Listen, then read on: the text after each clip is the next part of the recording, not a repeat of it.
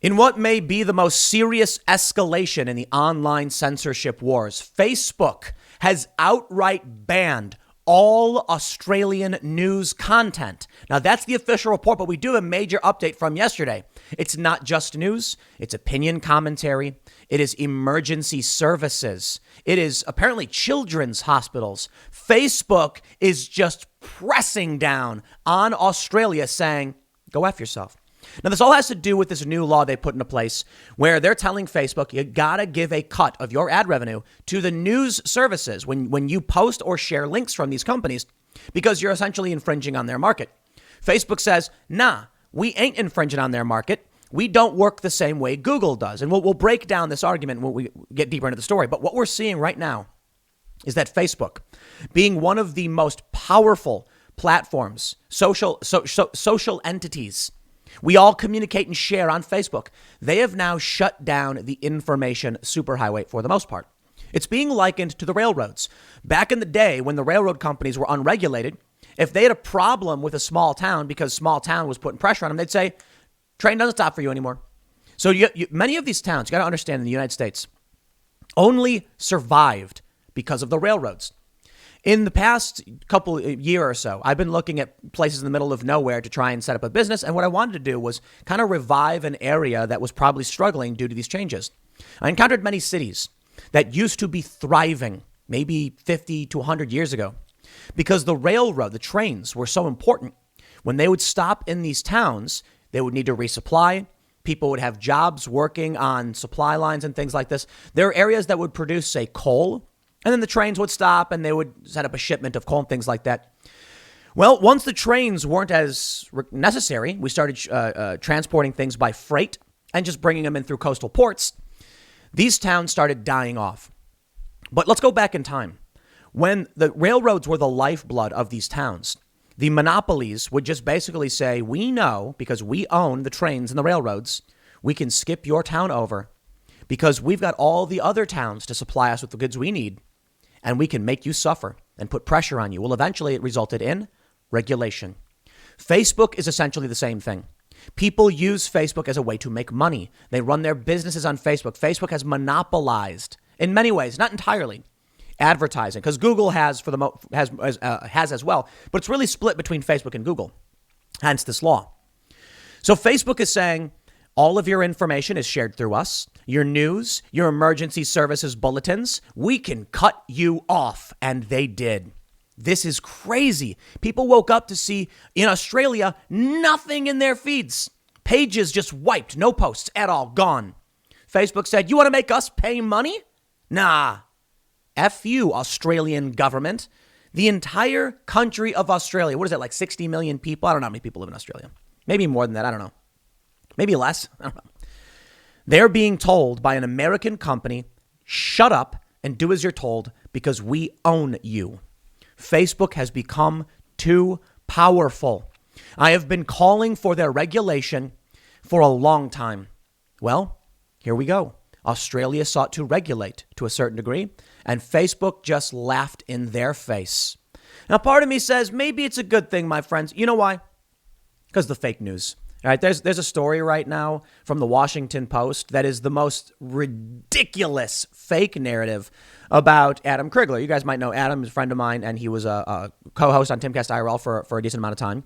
They just made up this story claiming that he only really talked about skateboarding until the pandemic hit, and now he's like, got a bigger audience because he went political, and it's like, what are you talking about? Like, he was always political, and his show started after the pandemic. They didn't fact check any of this. It's fake news. Maybe I'll get into that more later. So I'm wondering now if people are being cut off from the addiction machine that is Facebook, maybe it ain't so bad. And maybe Facebook has just cut off its nose to spite its face. Here's the story from CNN. And let me just stress, I understand CNN is garbage. Well, I fact checked this story. I have evidence of this story. And I'll tell you how I often choose these news stories. I don't like CNN, but I like using CNN to prove points, right? If CNN is saying it's true and we don't trust them and we have evidence to back it up, then it's probably true because CNN often puts out bad information, and it's mostly the TV guys, to be honest, like Brian Stelter. Brian Stelter is one of the worst in terms of putting out fake news. You know, he literally just puts out the most ridiculous stuff, but I digress. I fact-checked the story. I'll use CNN as a source on purpose. Facebook bans news in Australia as fight with government escalates. And I'll also stress this one point as well. I do think most news outlets produce real news, but they have a large tendency to put out whatever they can to get ratings. And often, very, very often, maybe half the time or more, you get some twisted framing and manipulation. But let's read. What is Facebook without news? People and publishers in Australia are now finding out. Facebook has barred Australians from finding or sharing news on its service, a dramatic escalation of a fight with the government that may have wide-ranging consequences both in the country and around the world. The social networking company on Wednesday said that people and publishers in Australia will no longer be able to share or see any news from local international outlets. The decision appears to be the most restrictive move Facebook has ever taken against content publishers.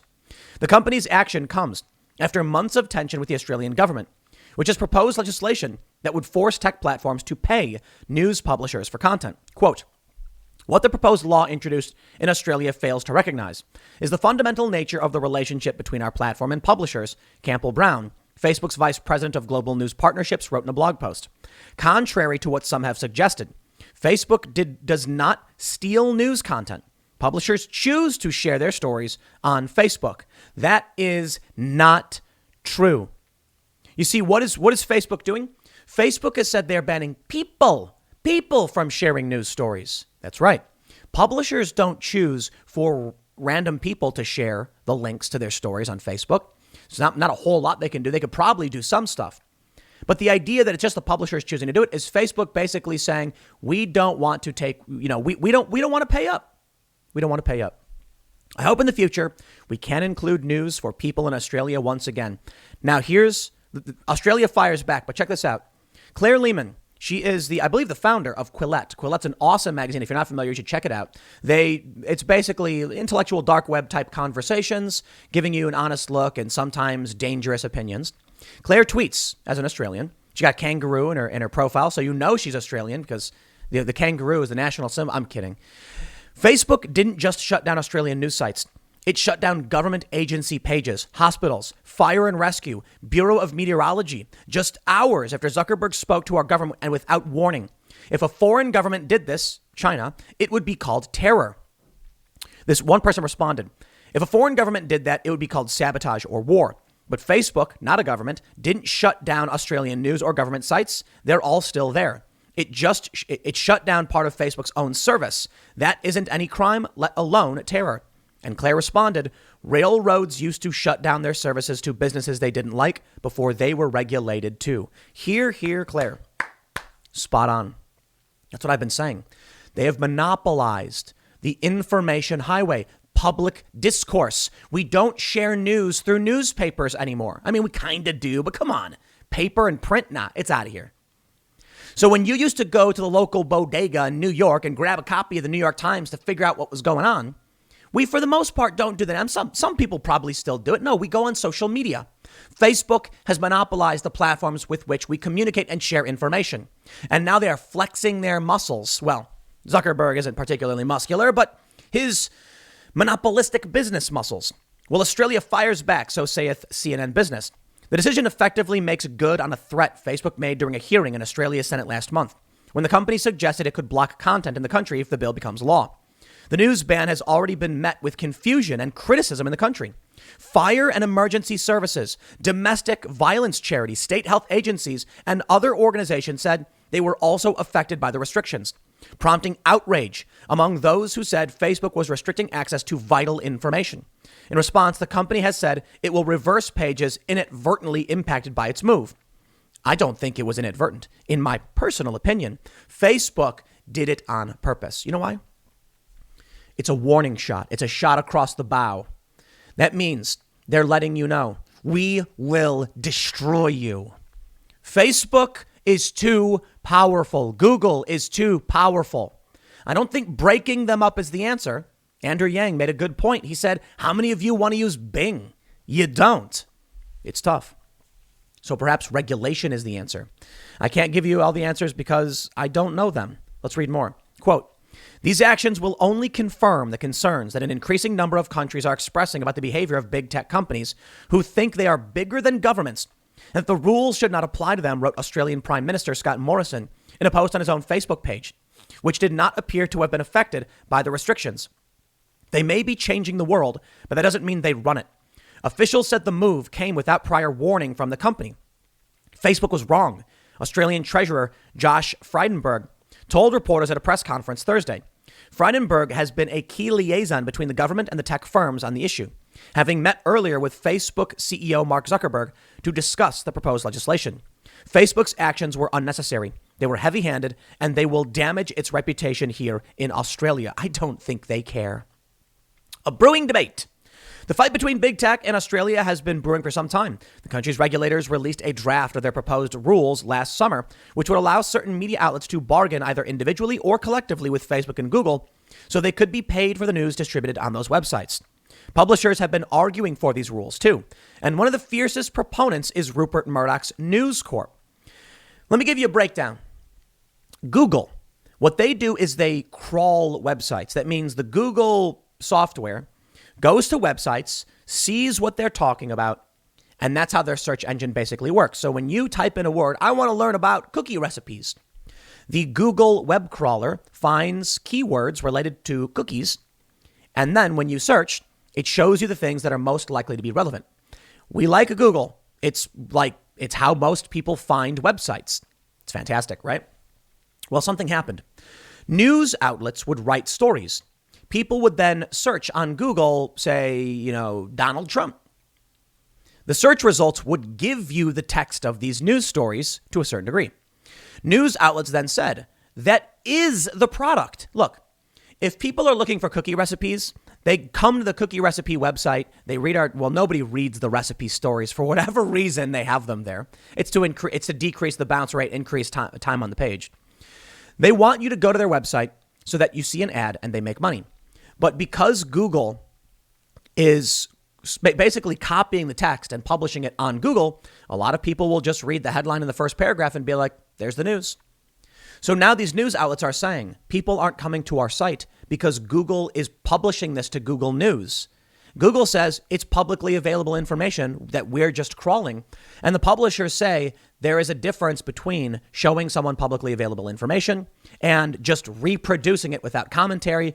For what reason? There's no fair use argument in this. It directly infringes on our market.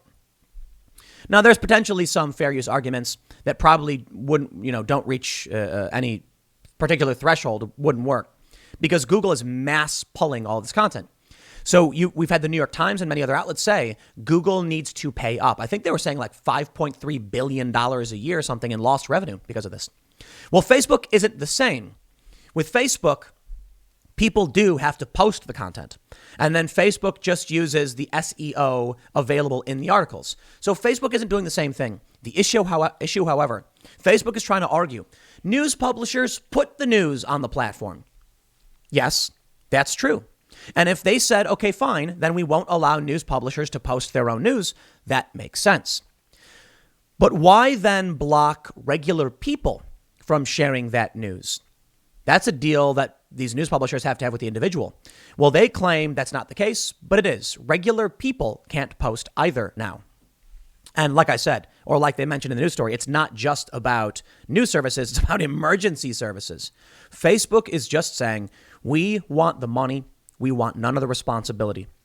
If Facebook is using shared links to make money, then I think it's only fair that those links get a cut.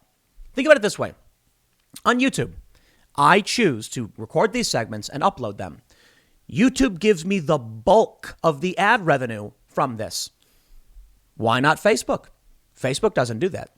If a story is shared on Facebook, you don't get anything. That's nothing. It's just congratulations. Maybe they'll click your link and you'll get ad revenue.